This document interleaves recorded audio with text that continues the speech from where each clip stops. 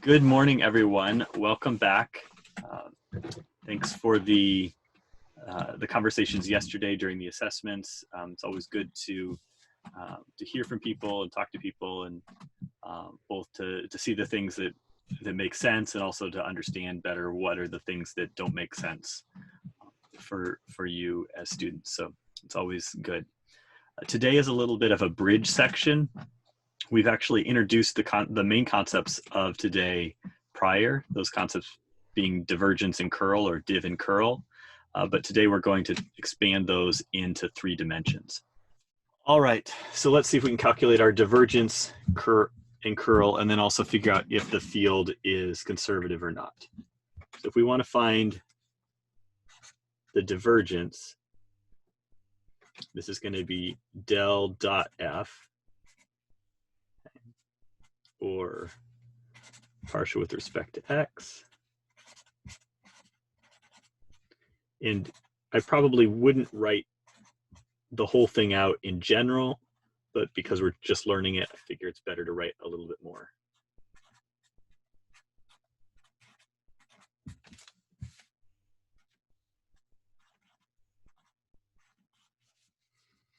Okay.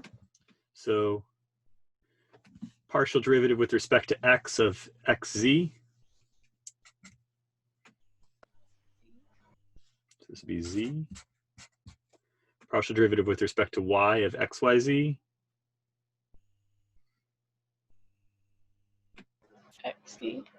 xc.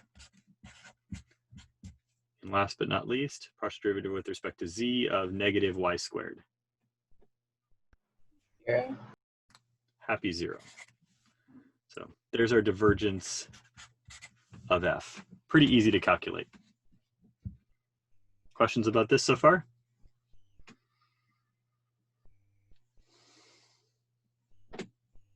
Very good. So curl's a little bit more fun. So here we're going to find del cross f. And to calculate it, I'm actually going to write out that cross product. So I have I, j, k.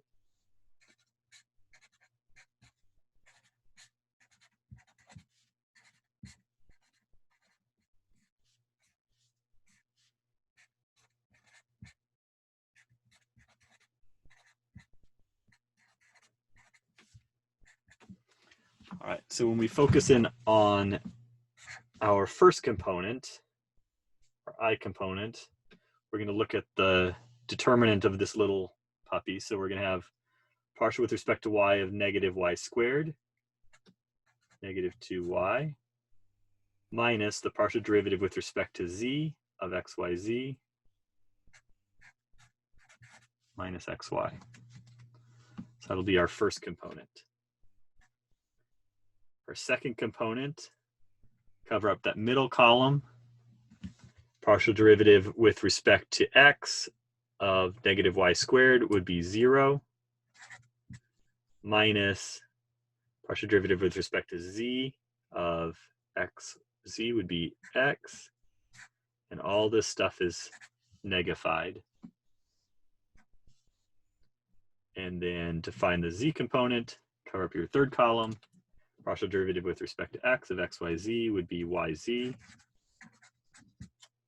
minus partial derivative with respect to y of xz, which is just 0, or negative 2y minus xy, comma x, comma yz.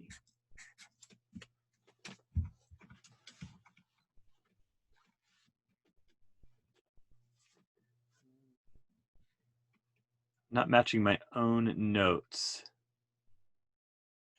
Yeah, the x y is supposed to be xc. Here? Up on the cross product, the one on the left corner. Yes. It's supposed to be xc, not xy, you know. xc. Oh, did I? I made up my own new problem. Yeah. Excellent. Great. Let's just, given what I gave, does everything follow? Yes. Sweet. Then let's just stick with it. Cool. It's an extra example from the notes at no additional charge. So you're welcome. Questions about how we calculated the curl? Could you review that again? So to calculate the curl, we've got del cross the field. And so this is a cross product. So we set up our cross product as a 3x3 determinant with I, J, K across the top. The del operator is your second row, and then your field in the third row. And so to find the first component of the cross product, just like you did with like back in Calc 3 and physics and engineering and all those places, just partial with respect to y minus partial with respect to z. Move over to the second component. Here you got to remember to negify the result of that determinant, and then move over to the third component, partial with respect to x minus partial with respect to y.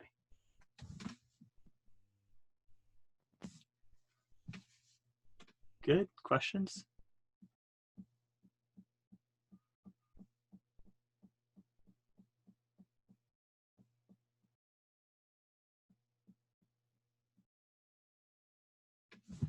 Very good. So let's look at one more thing here before we leave these calculations behind. Let's look at the idea of conservative. So we could ask ourselves, is F conservative?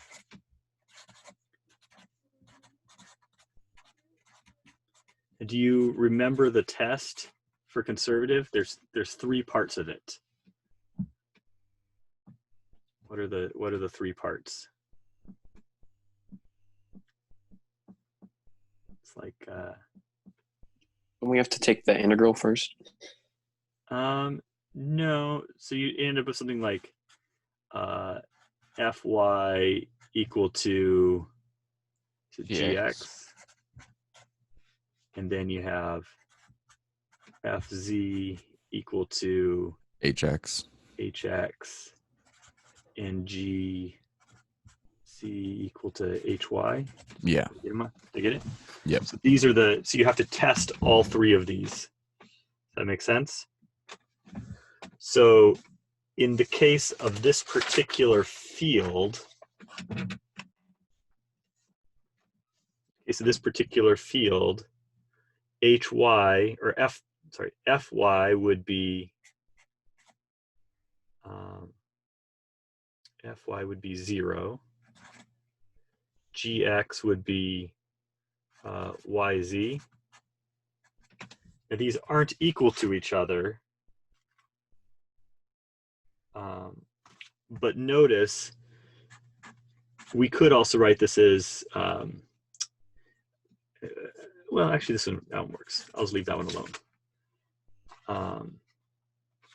The next one would be Fz, which would be x equal to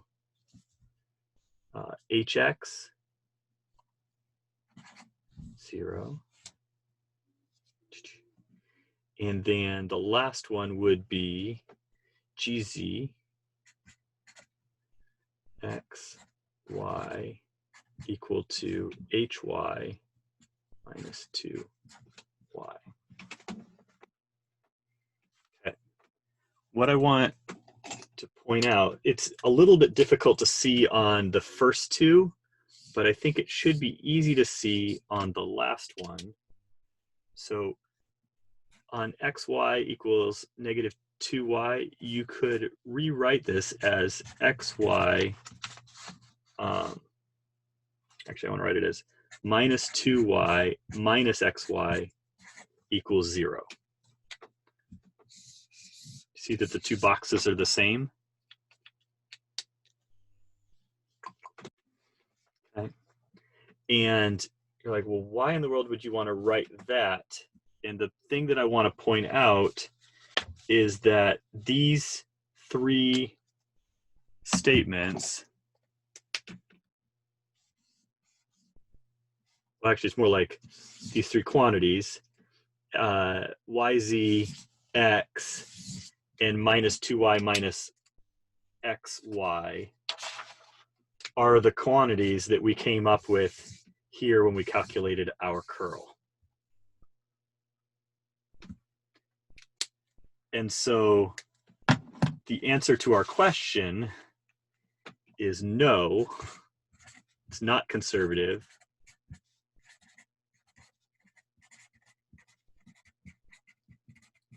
And the reason is because the curl of f was not 0. And so your curl, everybody was kind of getting their brains in knots trying to remember these 3 conditions earlier, like which one goes with where? Well, if you try to remember them as standalone conditions, it's kind of a pain.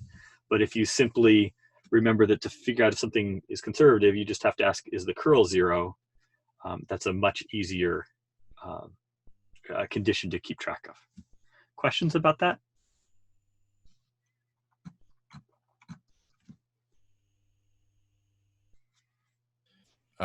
Yeah, so you pointed out yz(x) and minus 2y minus xy, which we found in the curl. But so do both methods show that it's not conservative because the fy is not equal to gx and so on and so forth? Yes, exactly. And also because curl is not equal to 0. Yeah, they're false all the way around. So Yeah, you get that it's not conservative either way. Okay. Or you just, if you've already done curl, then just see that it's not 0 and then move on. Yeah. Now that you've done this, you realize, oh, maybe I'll just calculate the curl, and as a byproduct, you just happen to see whether or not it's conservative or not. Yeah. So Go ahead. Relating curl, sorry. You're highlighted yz(x) and minus 2y minus xy. What did that show us, I guess? What did these? Yes. What did these show? What I was trying to show you is that if I did this test up above, the quantities that I was coming up with were the same quantities that I found when I calculated my curl below. Got it. They're the exact same quantities. Yep.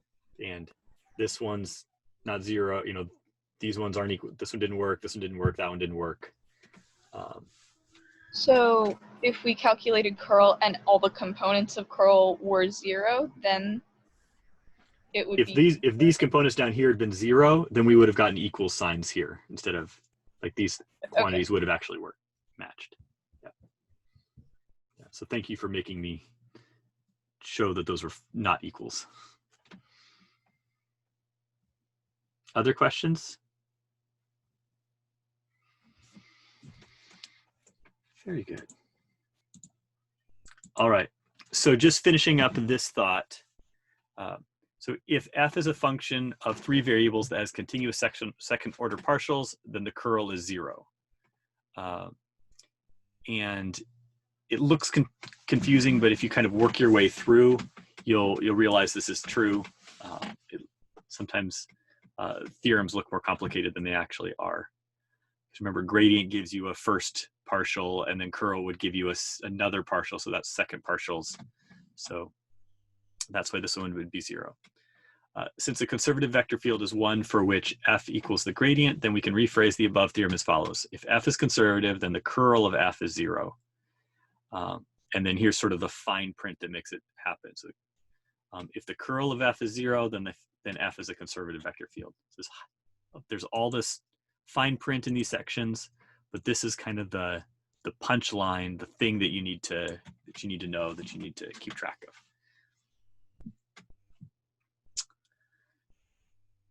Before we continue on with this, I actually wanted to take a little bit of a commercial break. And Devin did some cool stuff over the weekend, and I was hoping he could share that.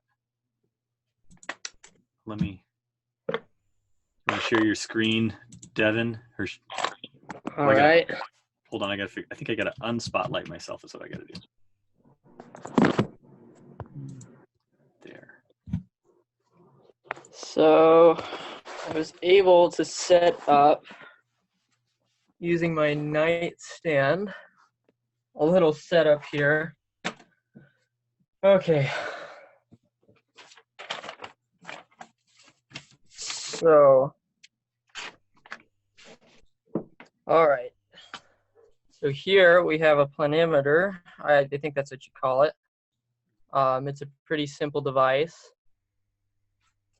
and it is used to calculate the surface area of any closed curve made out of Lego. So what we have here is a 10 by 10 square that I've drawn out and made it to scale, sort of. It's sort of dimensionally accurate. So how this device works is that you basically trace the curve with this almost like stylus piece here. And as you can see, the arrow on the side starts to move around, and it should come out to just about 100 centimeters squared. And then if we were to do, Could you do that again? all right, Do the 100 again? okay, so here we go, starting from 0. I gotta get it.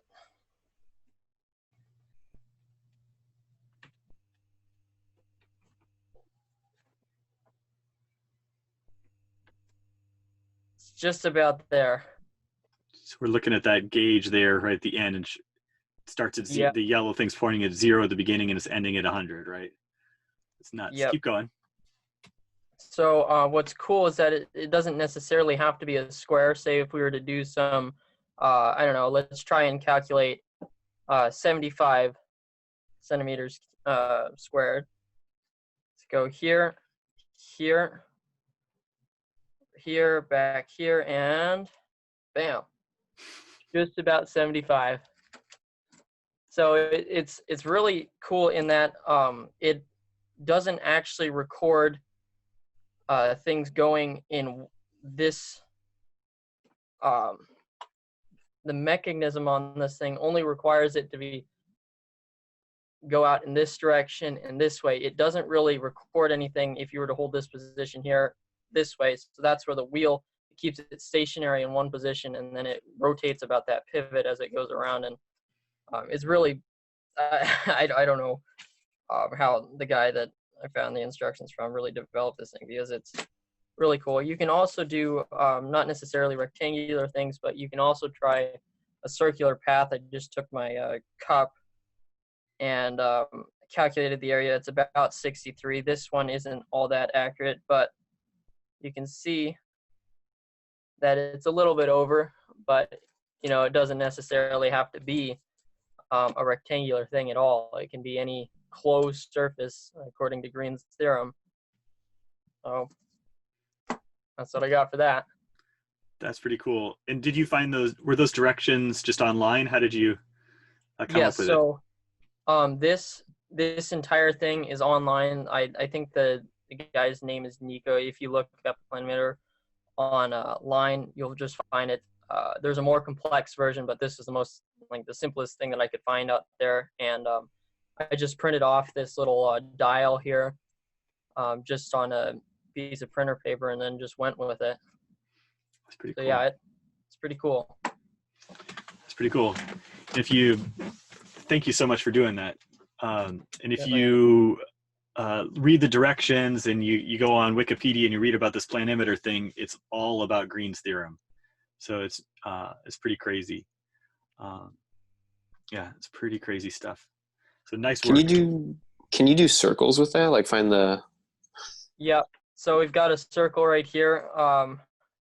It works some of the time with circles. There's a little bit of dimensional inaccuracies and uncertainty with this thing, since the joints and connections are not. But yeah, you could really do anything. If I were to, I don't know, make like a triangle, something, I don't know, and try it, and it would just be the same exact principle.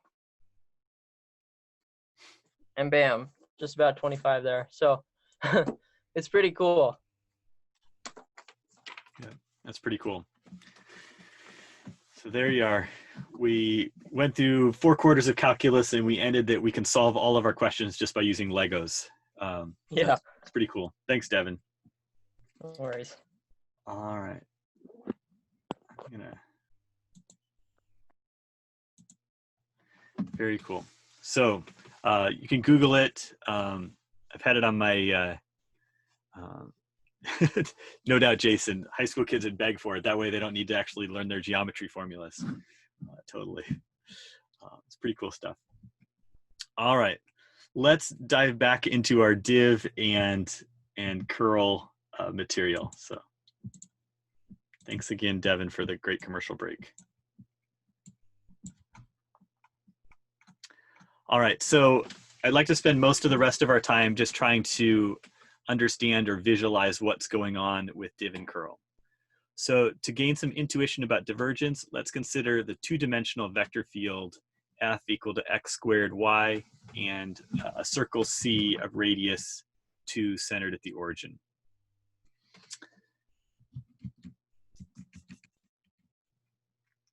All right, so what I want to point out is if you think about this point at Q11, notice that the arrows going in, so it's like there's short arrows on this side,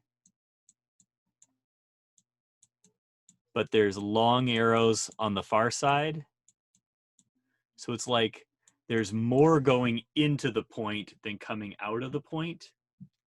So since there's sorry, I think I said that backwards. There's more coming out of the point than there is going into the point. And so for this particular Death Star, since there's more going out than going in, we would say that the divergence is greater than 0. Oh, that's no moon. Yeah, that's right. That's exactly right. So if we moved it to a point here, think about how those arrows are working, right? It seems like there's longer arrows on the right side than the left side. It's not left and right that matters. It's just the fact that there's more stuff going in on one side than there is coming out on the other side. And so here you get this visual for what it would look like to have divergence being negative. Yeah. This is where you need to send your proton torpedo, I believe. Okay. Let me see where we're at on the questions.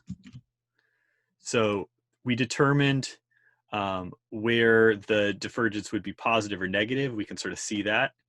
And so let's try to understand where we'd have positive or negative divergence kind of in total. So notice that our divergence is positive in all of this region over here on the right. Divergence is negative here on the left. And it feels like there's sort of like this, notice how fast the arrows are going in. That's a reflection of how much divergence. So it seems like the divergence is 0 kind of right along this line. It looks like about x equals -1/2. So there's no divergence here because the same amount's going in and coming out.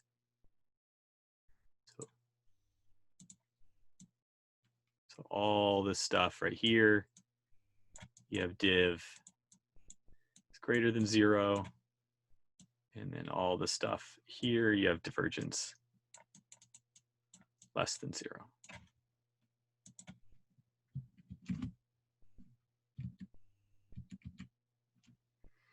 All right.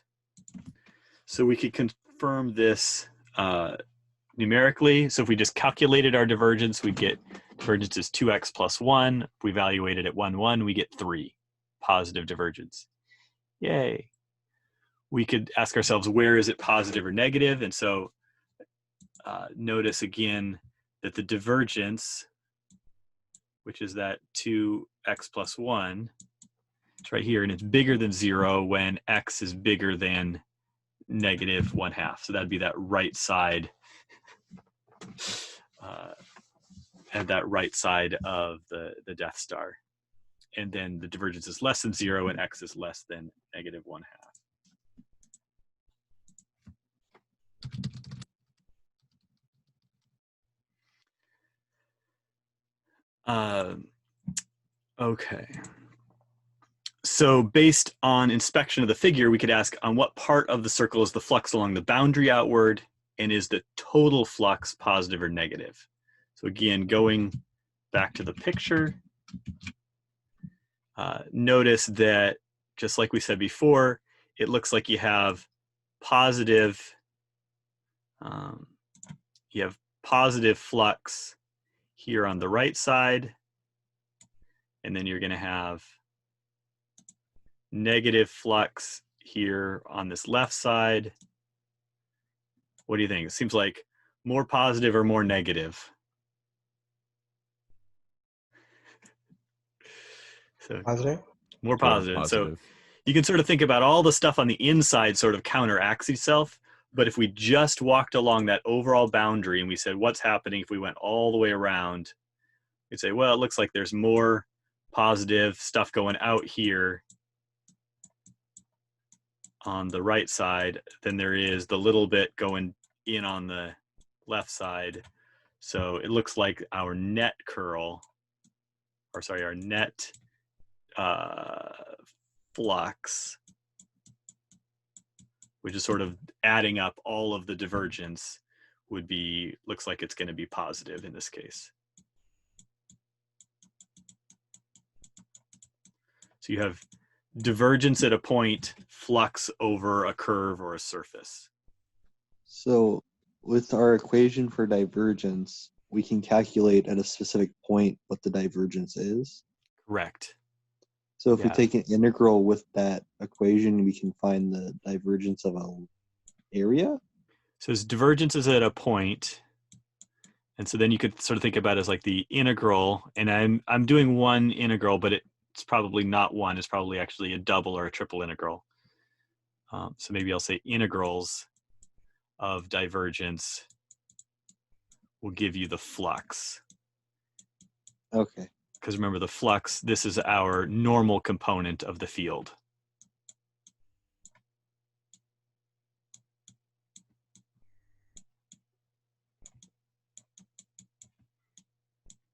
Did that make sense, Croy? Yeah, I get it. Cool, cool. Questions about this, onwards and upwards?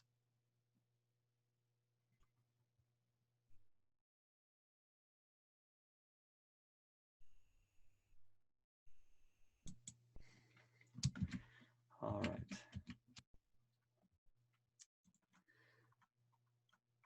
So the reason for the name divergence can be understood in the context of fluid flow. So if F is the velocity of a fluid or gas, then the divergence represents the net rate of change with respect to time of the mass from a point. In other words, divergence measures the tendency of a fluid or gas to diverge from the point. I always want to talk about water, but one of the problems with water is generally speaking incompressible. That is, it has no divergence.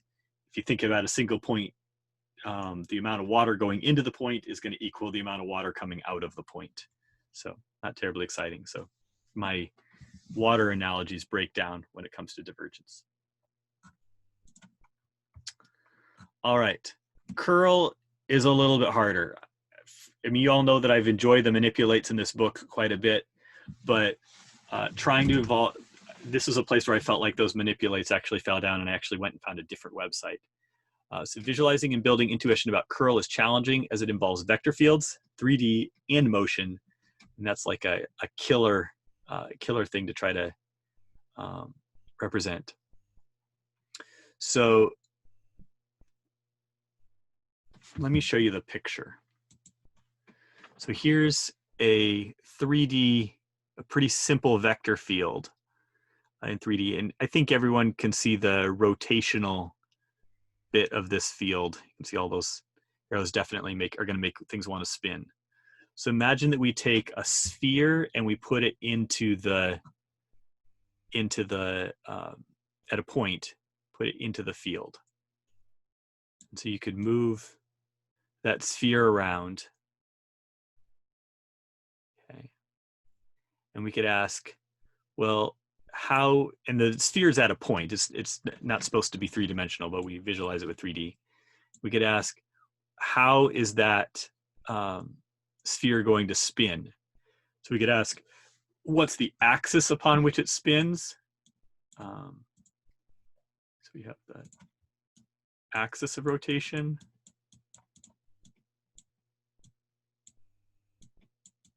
Rotation.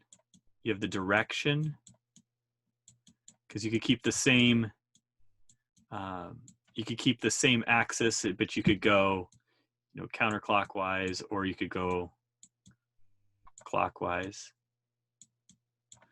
And then we also have the speed of the rotation.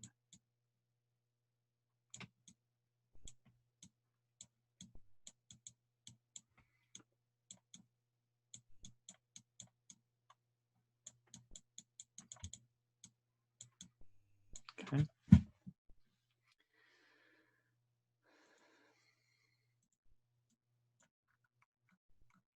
So what I want to point out is that the curl, the way curl works, is that the direction of the curl vector, so you end up with curl is equal to some vector. Curl f is some vector, let's call it ABC.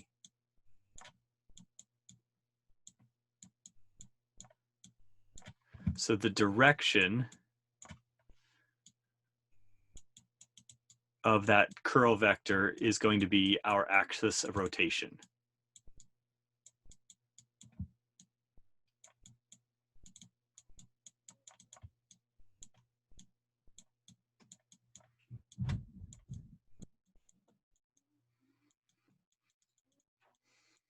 And then the magnitude of the curl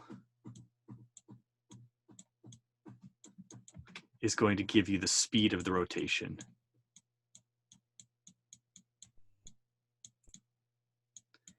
And then the direction of the rotation, if it's clockwise or counterclockwise, is going to depend upon the right-hand rule. So notice here that if you follow your right-hand rule, here's your thumb, and then you get the rotation going around that direction. If your curl vector was pointing the other direction, then you have rotation going the other direction. So curl divergence tells you how much stuff is coming in and out of a point.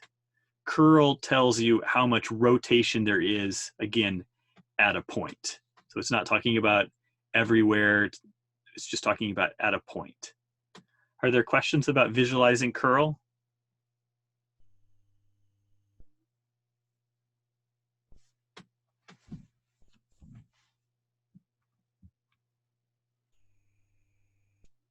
Very good.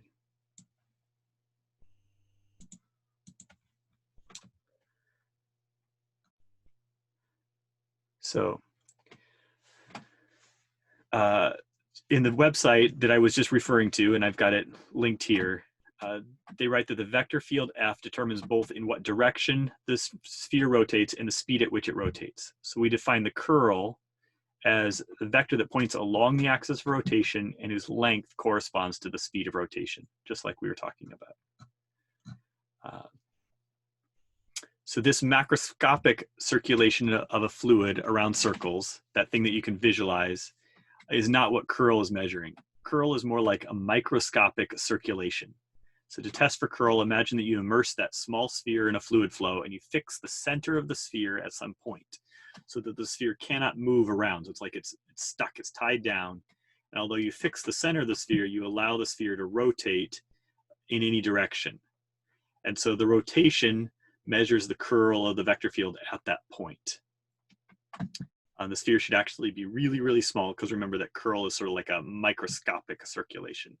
And I included a link in the notes to the animation that I just showed you. So if the curl is 0, then we say that F is irrotational. Just following the English language, irrotational as in not rotating.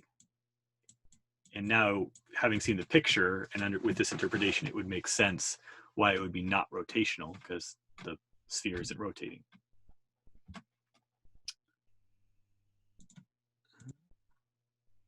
So the last thing to talk about here, and then I'll let you go, is just this one last little theorem.